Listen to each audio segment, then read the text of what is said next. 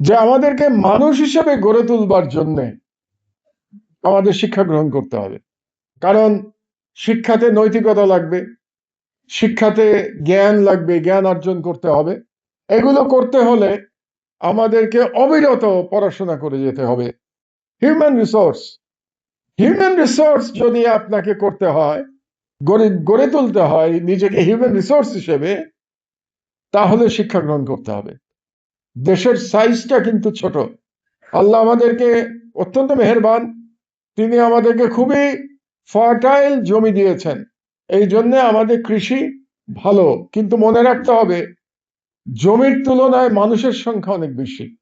তাহলে আমাদের যদি ইকোনমিক্যালি টিকে থাকতে হয়, তাহলে মডার্ন টেকনোলজি কন্টিনিউয়াসলি আমাদের শিখে যেতে হবে, আমাদের শিক্ষা গ্রহণ করতে হবে।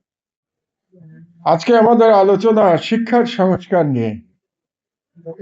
আমি একটা প্রশ্ন দিয়ে শুরু করতে চাই আমার বক্তব্য, যে শিক্ষা গ্রহণটা কেন জরুরি?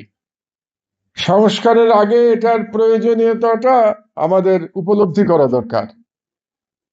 তো কেন জরুরি তার জবাব আমার কাছে এরকম, যেহেতু আমরা এখানে, আমি ধারণা করছি যারা বসে আছে সবাই ইসলাম ধর্মাবলম্বী।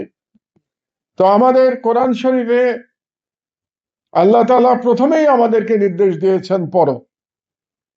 কাজেই একজন মুসলমান হিসেবে শিক্ষা গ্রহণ করা আমাদের জন্য ফরজ, আমাদের শিক্ষা গ্রহণ করতে হবে, এটা নির্দেশ দেয়া আছে। 2 নম্বর কথা হলো যে আমাদেরকে মানুষ হিসেবে গড়ে তুলবার জন্য আমাদের শিক্ষা গ্রহণ করতে হবে। কারণ আমাদের ছোটবেলায় আমরা একটা ভাব সম্প্রসারণ লিখতাম, আজকাল বোধহয় এগুলো লেখা হয় কিনা আমি জানি না। সেই ভাব সম্প্রসারণটা এরকম ছিল যে বৃক্ষ তরুলতা জন্মেই বৃক্ষ তরুলতা, মানুষ জন্মেই মানুষ না, অনেক কষ্ট করে তারপরে মানুষ।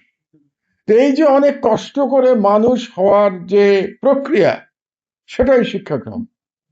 এখন শিক্ষা নানা রকম হতে পারে, কিন্তু শিক্ষা গ্রহণ ছাড়া একজন প্রকৃত মানুষ হিসাবে গড়ে তোলা সম্ভব না নিজেকে। কারণ শিক্ষাতে নৈতিকতা লাগবে, শিক্ষাতে জ্ঞান লাগবে, জ্ঞান অর্জন করতে হবে। এগুলো করতে হলে আমাদেরকে অবিরত পড়াশোনা করে যেতে হবে। এবং আরেকটা কথা ইংরেজিতে আছে, জন্ম থেকে কবর পর্যন্ত মানুষ শিখে যায়। পুরো সময়টা শিক্ষা গ্রহণ করে যেতে হবে, যতক্ষণ আল্লাহ আমাদেরকে তৌফিক দিয়েছেন, আমাদের ব্রেন যতক্ষণ কাজ করবে। এটা গেল একটা দ্বিতীয় কারণ।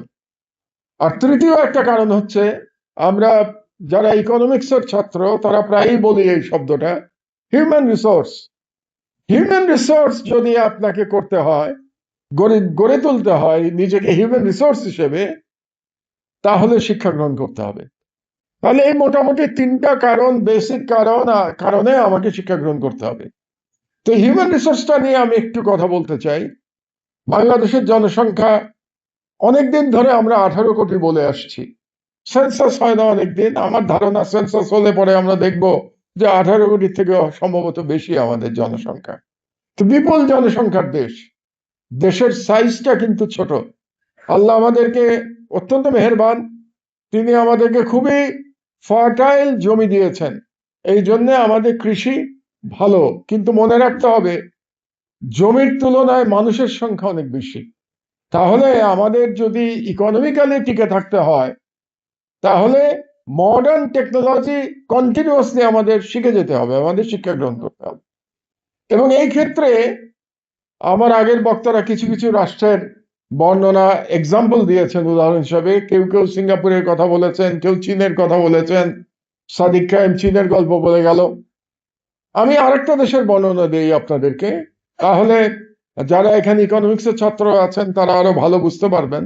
দেশটার নাম ভিয়েতনাম। ভিয়েতনামের জনসংখ্যা 10.5 কোটি মতো। ভিয়েতনামের পার ক্যাপিটা ইনকাম এই মুহূর্তে $5,000, তার মানে আমাদের প্রায় দ্বিগুণ। এবং ভিয়েতনাম কিছুদিন, মানে 30-40 বছর আগে মাত্র তাদের যুদ্ধ শেষ হয়েছে। আপনাদের মনে আছে 1971 সাল পর্যন্ত আমেরিকা ভিয়েতনামে যুদ্ধ করেছে। তো সেই অর্থে ভিয়েতনাম প্রকৃত স্বাধীনতা পেয়েছে আমাদের ওপরে। কারণ আমরা 71 সালে স্বাধীন হয়েছে, ভিয়েতনামের স্বাধীনতা আরো পরে। সেই ভিয়েতনামের এখন পার ক্যাপিটা ইনকাম তো আমি বললাম $5,000, আমাদের প্রায় ডবল। এবং তাদের জিডিপি এই বছরে, তাদের জিডিপি গ্রোথ হবে 8% উপরে। আর আমাদের গত ফাইন্যান্সিয়াল ইয়ারে জিডিপি গ্রোথ হয়েছে 3.7%। আগামী বছর এডিবি বলছে হবে 4.5%। তার মানে ভিয়েতনামের অর্ধেক। কিছুদিন আগে পর্যন্ত গার্মেন্টস এক্সপোর্টে আমরা পৃথিবীতে 2 নম্বর ছিলাম। 1 নম্বর চায়না, 2 নম্বর বাংলাদেশ। এখন আমরা 3 নম্বর। ভিয়েতনাম 2 নম্বরে চলে গেছে, আমাদেরকে ক্রস করে চলে গেছে ভিয়েতনাম। আমি এত ভিয়েতনামের কথা আপনাদেরকে বলছি এই কারণে যে আমার যদি টিকে থাকতে হয়, আমার যদি জাতি হিসেবে স্বাধীন থাকতে হয়, পরনির্ভর না হতে হয়, স্বনির্ভর হতে হয়, তাহলে এদের সাথে প্রতিযোগিতা করে আমাকে এগিয়ে যেতে হবে। আর প্রতিযোগিতা করে এগিয়ে যেতে হলে অবশ্যই আমাদেরকে শিক্ষা গ্রহণ করতে হবে। এবং সেই শিক্ষার অনেকেই বলেছেন, আমাদের মাদ্রাসা শিক্ষার কথা উসামা সাহেব বললেন।